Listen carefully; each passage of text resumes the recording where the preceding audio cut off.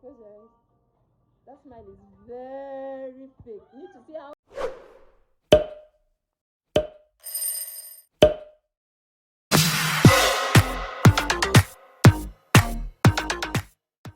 Hi guys, welcome back to my channel. Today I'm going to show you all how I achieved this wedding bridal glam on my friend Irene. It's her wedding today and I'm just going to do this makeup with so much love, like the depth of love that I have within me for her. So the first thing I did was to hold up a little bit. If you're just watching me for the first time, please do not forget to hit the subscribe button, like, share, and also comment in the comment section. Mwah! I love you guys. So the first thing I did was to use a face wipe to wipe off the dirt from her face. Also using micellar water from Blossom. It just takes the dirt off the face easily. Thereafter, I went in with this MIS Bomb Moisturizer. Trust me, it's amazing. It does the whole work perfectly. If you're going for an all day long lasting makeup, do not forget to use this routine. You're definitely going to love it. So after that, I went in with Zaron serum, and this serum is amazing. Like the scent alone threw me off balance. It's beautiful. And then after doing that, I also went in with this green tea finishing spray from Kiss Beauty. It just enables the makeup to last for a long time, using my beauty blender to damp that into her skin properly. And then after that, I also went in with face primer, and my primer is from Flawless Ivy in her prime face primer, and I'm just going to apply that on the areas where she can easily sweat. Her T-zone area, which is the forehead, underneath the eye, the jaw, and also a little bit on the nose, and I'm just going to blend that properly into her skin. If you're going for a bridal makeup, you want to make sure that the makeup lasts for a long time. You want to make sure that your blending game is A1. It's on point. So you need to make sure that everything you're going to do has to be beautiful. Most importantly, it has to be smooth and neat, and that's what we are going for today. And then for foundation, I'm going in with Nuban foundation in her shade, and also Zikel foundation in the shade 025. Yep. So I'm just going to blend that together, just so that I can achieve her skin tone. And then I'm going to start applying that on her face. Like this foundation, the both of them just gave me exactly what I wanted. I didn't need to do too much. Make sure that you're using a beauty blender to blend that into her face. Just look at how the whole foundation, everything is popping, and that's because of the skin prep routine that we did. If you're going to do a skin prep routine, you definitely know that your makeup is going to come out really nice, because it's going to give you a very neat and a smooth work. You'll not be able to rub excess. You can't with a very good skin prep application or routine. You're sure that you're not going to apply excess products, foundation, concealer, anything at all. Yeah. So right now I'm just going to apply the foundation all over her face, damp it, and also on her neck, because you want the same shade on the forehead, on the head, and also on the neck. So blend that properly. And then after doing that, I went in with concealer, and this concealer that I'm using is from Zikel Cosmetics, and I'm just going to go in with a shade that is about 2 tones lighter than her skin tone. Not too light, guys, not too light. You can see how that looks on her. The difference isn't much. She actually has very sensitive eyes, so I was very careful and particular about the eyes, just so that we do not mess things up. So I'm going to apply the concealer on her T-zone areas, her forehead, underneath the eyes, the jaw, and the top of the lip, and also on the nose. So, and after doing that, all I did was to blend. Make sure that you're using your beauty blender to blend all of that. Like, I see so many persons using brush to blend. I don't know, I'm really not good at that. Like if I use brush, it just gives me harsh lines all over. It doesn't really give me what I want. So I usually go in with beauty blender. So I'm going to apply that concealer again underneath the eyes, just so that it can give me like a double layer effect, like it can make the makeup last longer, and so that it doesn't crease easily. Yes, just so that we can layer it properly. And then after that, I went in with a lighter shade of foundation on her jaw, forehead, and that was it, guys. Just look at how beautiful this whole makeup is already looking. Like it looks so much like her skin, and I love it so much. It's not too light or too dark, it's just her skin tone. So right now I'm going to contour, and I'm going to go in with the Nuban foundation that I used on her face earlier, and I'm just going to apply that on the bridge of her nose and then blend that properly. Make sure that your contour on the nose isn't too dark. I see a lot of persons using dark shades of foundation and concealer on the contour area, which is the bridge of the nose. You're wrong, guys. In makeup application, you want to make sure that you're not doing too much, not excess, just everything light. So right now I'm going to go in with this powder palette from Flawless Ivy, and I'm just going to apply it all over her face. On the areas where I concealed using light shade of concealer, I'm going to go in with a light shade of powder. That's the reason we have different shades on the powder palette. It's not just for beautification, but it's for you to know how to use it perfectly. So on the areas where you have light shade of concealer applied on the face, go in with the light shade of powder. On the areas where you have the contoured areas, go in with dark shade of powder. It's as simple as that. And now we have this. So right now I'm going to go in with blush, and I'm just going to apply this a little bit on her cheekbone area, just so that it can give me an orange effect. I feel like the orange effect is more natural than when you use a pink instead. Yes, so go in with an orange shade, just so that it gives you a very natural and a very calm look. At this point, I'm going to apply setting powder all over her T-zone area, which is underneath the eye, forehead, jaw, the same areas where we applied the concealer initially. So I'm just going to apply that on these areas and allow it to set for some time while I go ahead to do other things on the face. So I'm going to apply it on the forehead, the jaw, underneath the eyes, the nose, and at the top of the lip.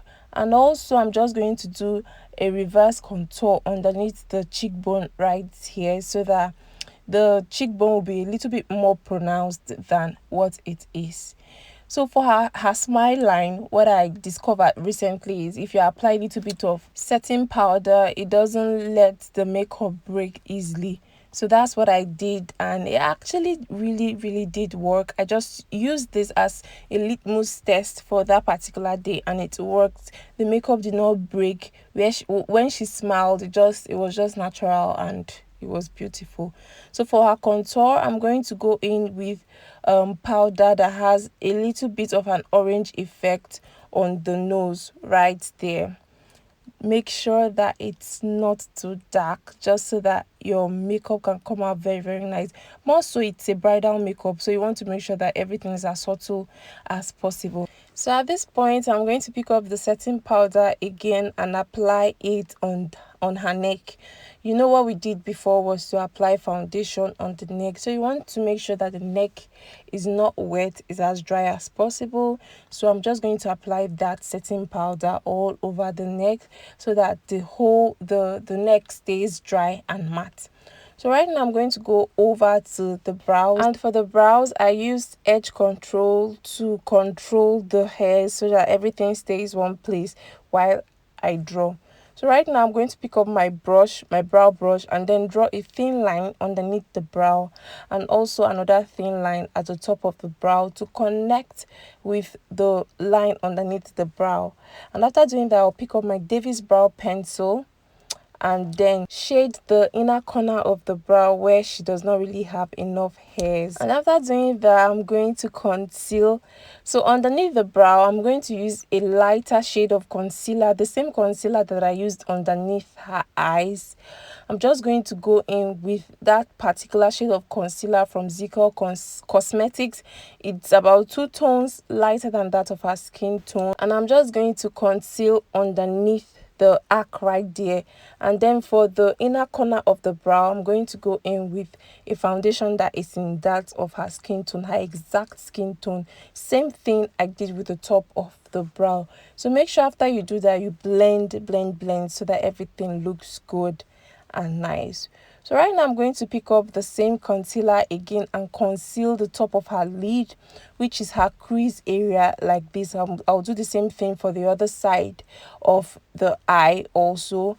And then I'm going to pick up my eye primer from Ben 9 and then apply that on the crease area like this. The difference between you using a concealer and an eye primer is that when you use an eye primer, it makes the whole shadows that you're going to apply at the top of the lid to pop properly. It brings out the shadows. But if you use only concealer or you don't use anything at all, it just makes the whole shadow calm, subtle, and very much natural. So I went in with eye primer because I want the shadows to pop a little bit. So for her transition area right here, I'm going to go in with a dark brown shadow, and I'm just going to blend that properly on the transition area and the outer corner of her eyes like so. And I'll be repeating the same thing on the other part of her eyes just like this. Make sure that you blend properly. So I want it to be a little bit darker than what it is. I'm still going to go in with a darker shade of brown at the outer corner of her eyes like so, just so that everything pops the way that I want it to. So for the inner corner of her eyes, which is the crease area, I'm going to go in with a gold shade of shadow, and I'm just going to apply that like this and then blend properly. We're not going to cut crease, we're just going to blend the crease area into the transition area. We're actually going for a very subtle look because of course you know it's a white wedding. You don't want it to be too bold or too light either. Yeah, so we're going for a very subtle look, and that's what we are doing, guys. So I'm just going to apply this silver pigment at the top of the eyes like this so that the makeup can pop properly. So at this point, I'm going to line underneath the eyes like so. Line it. Make sure that you use something to drag the under the eyes, the skin under the eyes a little bit, and then line. That way it's easier for you to line. Do not pick up a brush and then just start lining under the eyes of your client. You could easily do the mistake of poking that brush into your client's eyes. You don't want that. So pick up a brush, drag the skin underneath the eyes a little bit and line. So for the top of the eyes, I'm also going to line using this black shade of gel liner from Karite Cosmetics here, and that's what we have right now. Look at how nice the shadows on the eyes are already looking. So for a long lasting lip combo, you want to make sure that you apply concealer first, and that was what I did. I applied concealer on the lip first before I went ahead to start applying brown lippie on the top of the lip like so.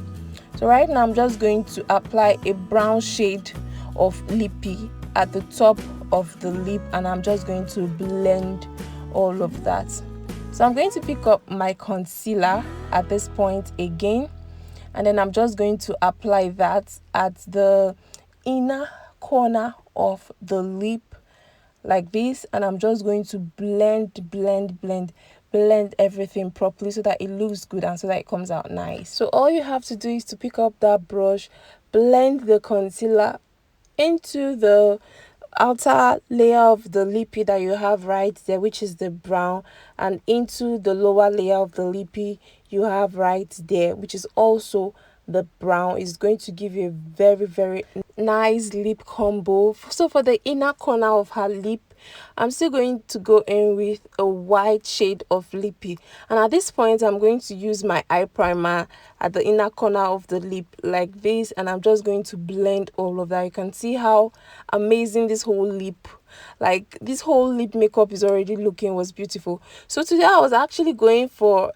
a matte lip makeover, unlike me, guys, because I really love glossy, but she was like, nah, I want it glossy, just make everything glossy so that it can pop. And it actually did. Like, you cannot how do I put it, like the difference between glossy and matte, oh my god, I just so much love glossy anyways.